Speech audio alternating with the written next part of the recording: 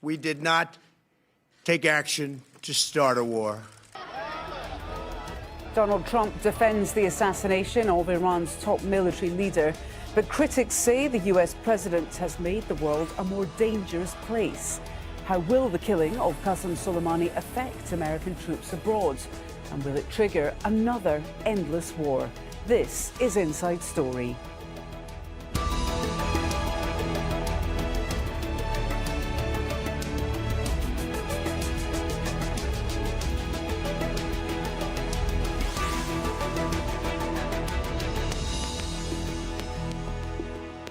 Hello and welcome to the programme. I'm Hala Mahieddine.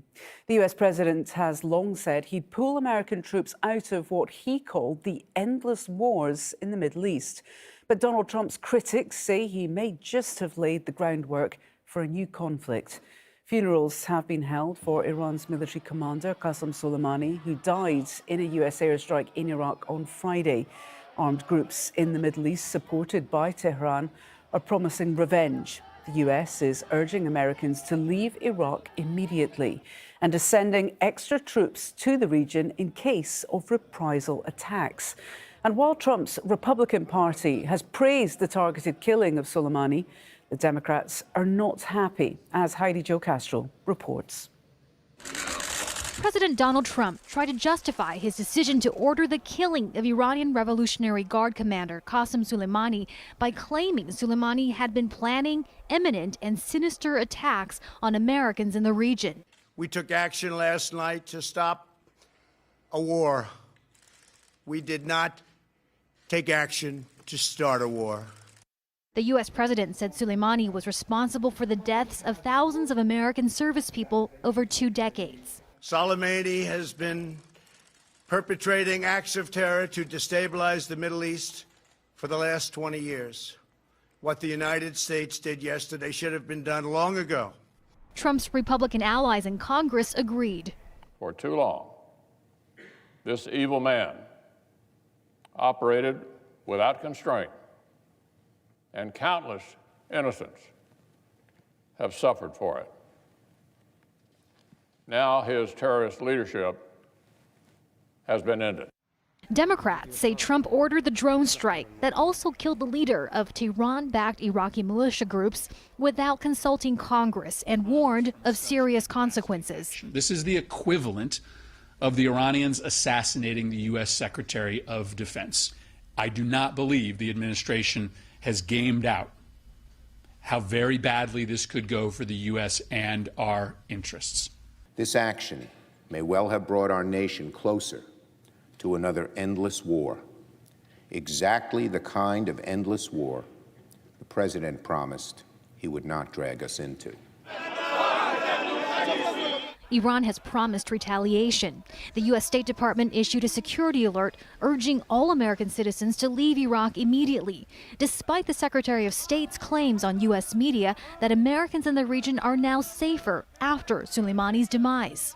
While no one is accusing President Trump of ordering Friday's drone strike for political purposes, it does overshadow all political headlines in the U.S., including Trump's impending impeachment trial. The U.S. Senate was to begin this new year by taking on that as their first order of business. And instead, senators are preparing for briefings on the U.S. military strike and whatever response it may bring. Heidi Jo Castro, Al Jazeera, Washington. Well, the US has maintained a military presence in the Middle East for decades. According to Central Commands, there are at least 60,000 troops in 20 countries. After Soleimani's killing, the US is sending an additional 3,000 to the region. Well, Iraq already has 5,000 troops following the war against ISIL. There are still nearly 900 soldiers in Syria. That's despite President Trump saying in October they were pulling out. Kuwait is home to more than 13,000 US military personnel, with an army headquarters, 2 air and 1 naval bases. 500 American soldiers were flown to Saudi Arabia last year because of increased tension with Iran. And Qatar has a huge US air base housing up to 13,000 troops.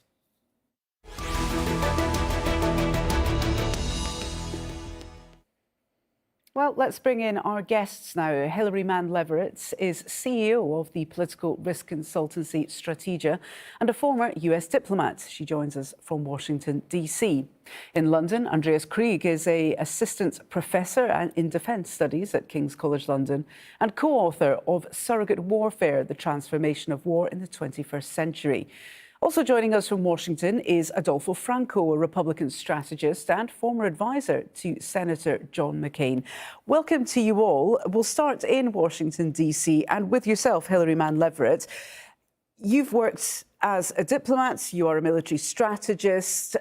This action taken by the Trump administration will have been gamed out to some extent. So what sort of impact do you think the US can expect from Iran? What sort of impact is the US braced for? Well, from my understanding, when this has been gamed out, when a war with Iran is gamed out here in Washington in defense circles, the United States actually does not do very well. We are not able to, at the end of the day, really continue the escalatory dominance that you would need to win a war. The ability here, though, for the political elite to underestimate the strength of the Islamic Republic of Iran goes back 40 years. And my concern is that they still do not understand that going to war with Iran will be going to war against the most potent adversary that we have seen since World War II. It will be a difficult war for Iran if it comes to pass. I think they are ready, though, for this sacrifice, and I think many in Iran actually think they need to do so. They need to have a war with Iran to get the United States out of the Middle East. I do not think that President Trump and his political advisors really have any real understanding of what that type of war would be, what the cost would be politically and militarily to the United States and economically. The president, I think, was motivated largely by domestic political considerations here. Him and his Secretary of State, I think, were spooked into the possibility of another Benghazi. OK, well, we'll come to the potential motivations perhaps later. Let's move along to Andreas Krieg. A bit of a doomsday scenario being painted there. What impact do you foresee? I mean, we are in a guessing game now. No one knows how Iran is going to respond. But what would you think is the likely scenario? Are we heading for World War III? No, absolutely not. I mean, this hashtag World War III that was going around social media yesterday is completely blown out of proportion.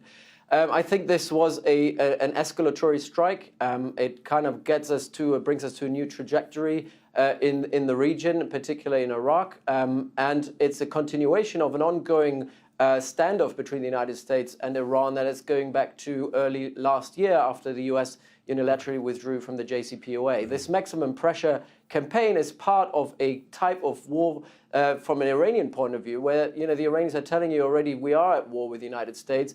So the whole debate of we're going to war, we're already at a war which is below the threshold of an international armed conflict, but it is a war nonetheless.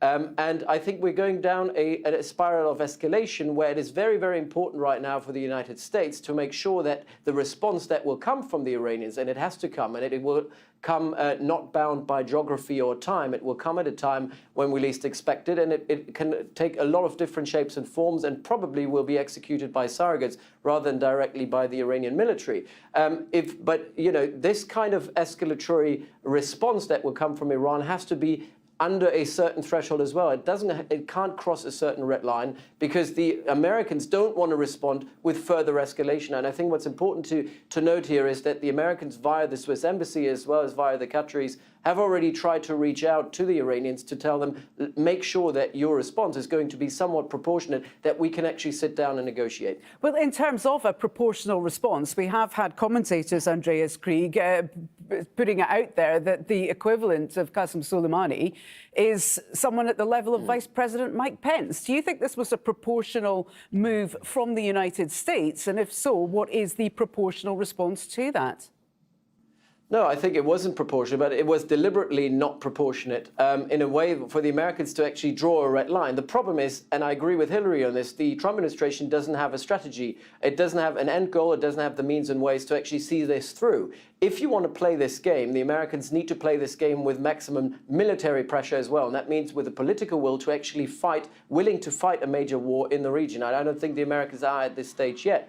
But a response from the Iranians would be one that can be leveraged against any U.S. force in the region.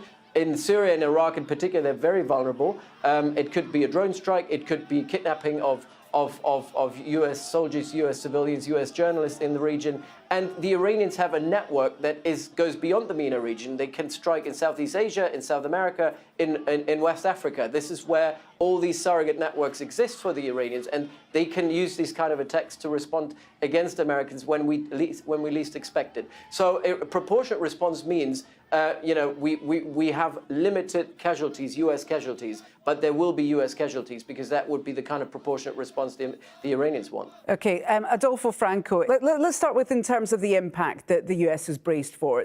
The United States will have known that by taking out Qasem Soleimani, there would have been a reaction.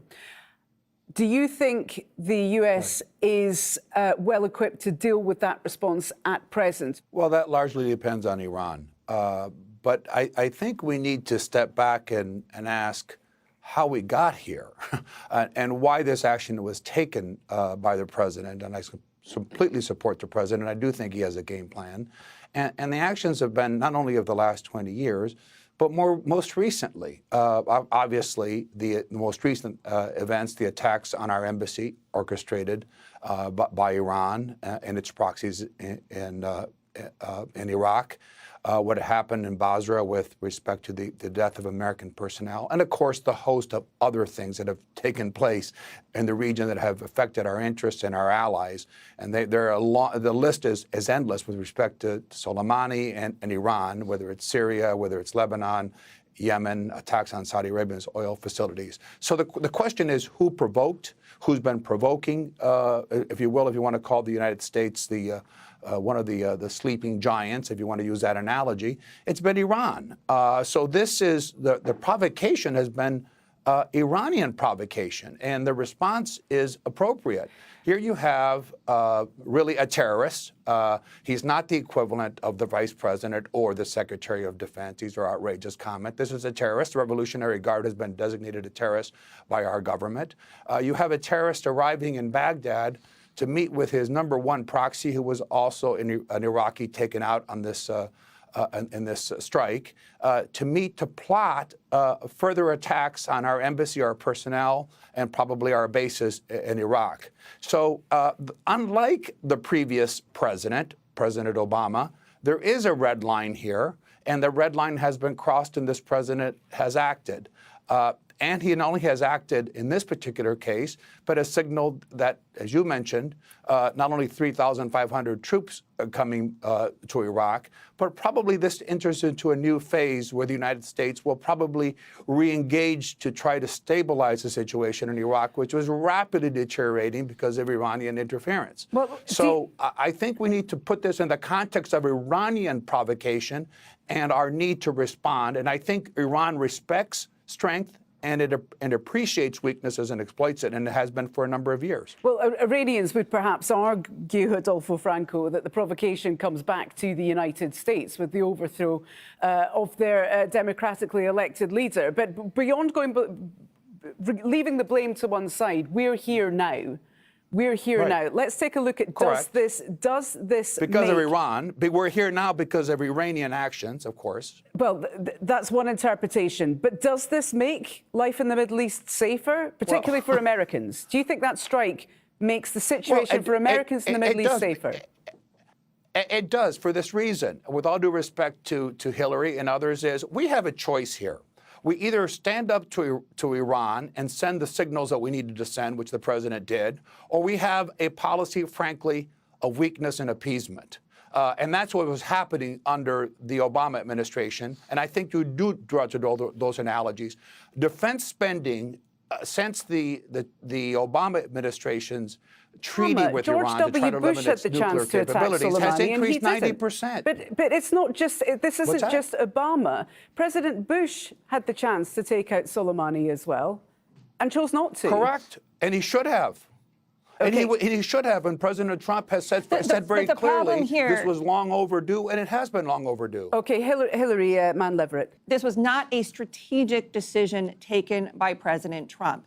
He is making the same mistake that is a bipartisan mistake that goes across political lines that both President Bush and President Obama made before him. You tried to vilify a leader of another state, whether it's Saddam Hussein in Iraq or Muammar Gaddafi in Libya, which is what happened under Obama. You vilify this leader, you invade the country, try to destroy the country, and think you have a victory. That has been proven absolutely wrong. It is a strategic quagmire that has sucked the United States into the Middle East, drained our resources, killed our soldiers, and devastated those countries to no positive effect. We have Iraq under President Bush, Hillary, where we had more than 100,000 troops there and have never been able to stabilize it. It is more anti-American today than it ever was. It's more of a threat to the United States today than it ever was. Hillary, the same thing with Libya that happens under President Obama. We have the exact same thing. Libya is more of a threat today than it ever was because of the U.S. military intervention. Hillary, it's not strategic. You're making a Let me just quantum make leap my here. final point on this issue.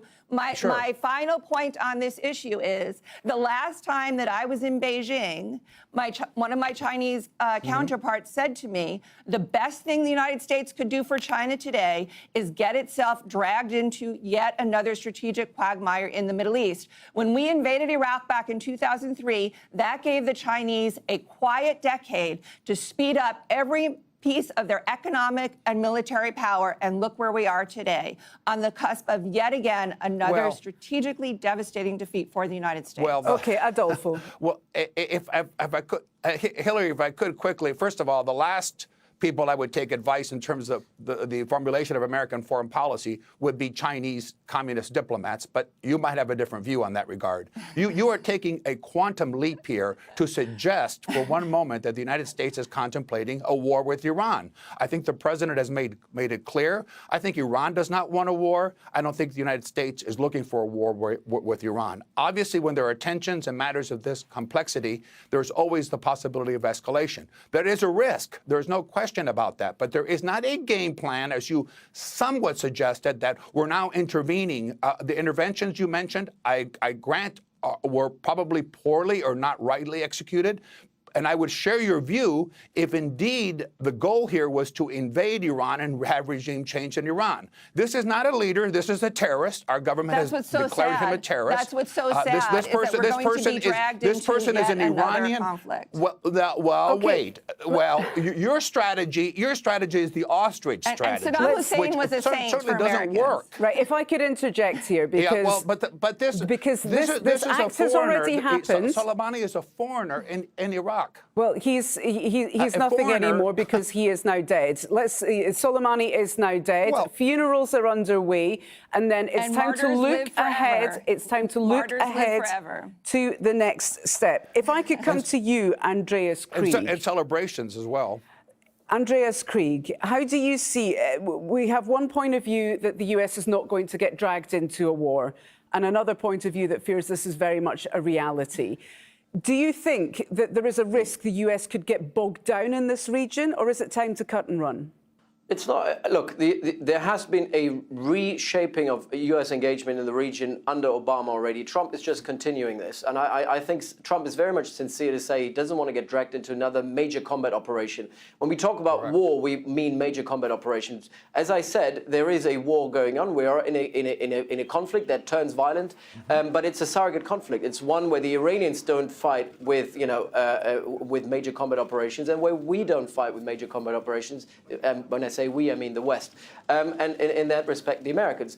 Trump doesn't want to get dragged into a war because he doesn't have the capacity to do so. There are insufficient troops in the region to actually fight a major combat operation. None of the operational plans actually point in the direction of saying the US wants to invade Iran. The problem is, however, where is this spiral of escalation going to leave us if we don't enter into negotiations? And I think the plan, so I was at the Doha Forum a couple of weeks ago where we saw very senior people of the U.S. administration actually directly talking with the Iranians. And it seemed that there is a pathway beyond the U.S. presidential elections where the Iranians could talk to the Americans and try to find a negotiated way out of this. But obviously the government in Iran speaks with a different voice than the deep state in Iran, so the IRGC, the Quds Force, and so on. So, but there is a pathway forward for negotiation, and I do think that the Trump administration is sincere to say we do want to negotiate, but we have to put pressure as well.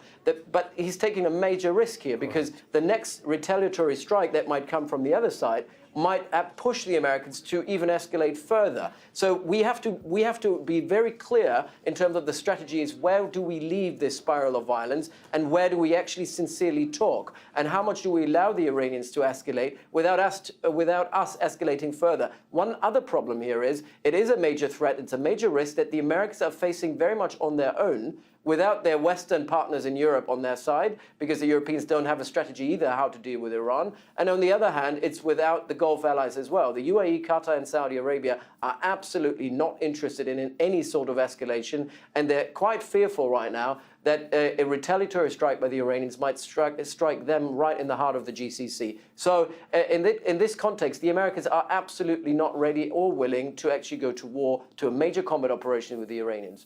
Adolfo Franco, if I could get your reaction to that, and quickly because we are running out of time. Are you concerned at all that the US appears isolated in its attempts to deal with Iran? And what would a victory look like to America at this stage? Well, I don't think it's isolated. I don't believe it for one moment. Obviously, there are vested economic interests that Europeans have in Iran that make it more difficult, at least initially publicly, for European allies to rally around the U.S. position, which I think is being celebrated by all democracies. But I think the game plan here, and I don't disagree with the guest from London in large part, is one of, yes, negotiation and dialogue from strength. But the only thing the Iranians are going to understand, they have been provoking, they've been doing all kinds of activities in the region that have only can be characterized as terrorist activities. This is the only signal they will understand in terms of a negotiation. I don't think the U.S. wants a war. They don't want a war, but they are now going to retract, as they did in the 1980s under Ronald Reagan, when real authority was exercised and real American power was exercised. And I think our allies are celebrating this, and certainly not. There are a lot of celebrations in Iraq as well as a consequence of this, not by Shia, I understand that, but a lot of other allies in the region now are gratified about the U.S. position of strength. Okay, and the Hillary Mann-Leverett, how do you see this ending, and what does a victory look like, given that this is not going to be what we understand as a conventional military confrontation? You know, I think I'm the only one here who has actually negotiated with Iranian officials. I did so as a member of the Bush administration after 9/11 over Afghanistan. It was a relatively successful negotiation. At that time, nearly 20 years ago, I got to know now Foreign Minister Javad Zarif. For that period of time, for 20 years, Foreign Minister Javad Zarif has always wanted and has always looked for a negotiating path forward, a diplomatic path forward with the United States.